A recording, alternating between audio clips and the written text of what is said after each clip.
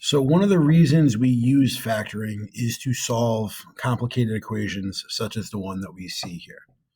Little piece of advice for you when you're not really sure how to solve an equation, set it equal to zero. Most of the time that'll work. Not every time, but most of the time. So what I would do is I would subtract 16x on both sides, leaving me with x cubed plus 6x squared minus 16x is equal to 0.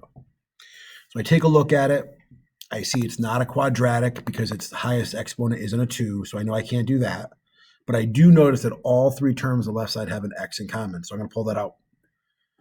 Now I'm left with x times x squared plus 6x minus 16 equals 0.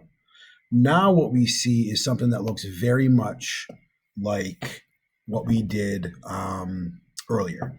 So first off, I know right away that one of my answers is x equals 0 because of this x I'm putting in a red box now. If that's a 0, it doesn't matter what's on the right side because anything times 0 is 0. But now let's focus on the inside. What are two numbers that multiply to negative 16 but add to positive 6?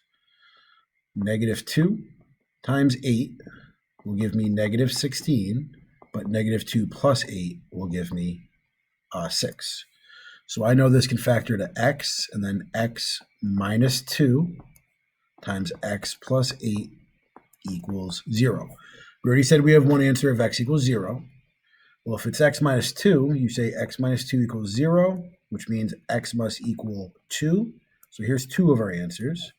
And the last one would be x plus 8 equals 0. Therefore, x must equal negative 8. This is a pretty complicated problem. If there was confusion or if you think I missed any steps, let me know. We should definitely go over this one.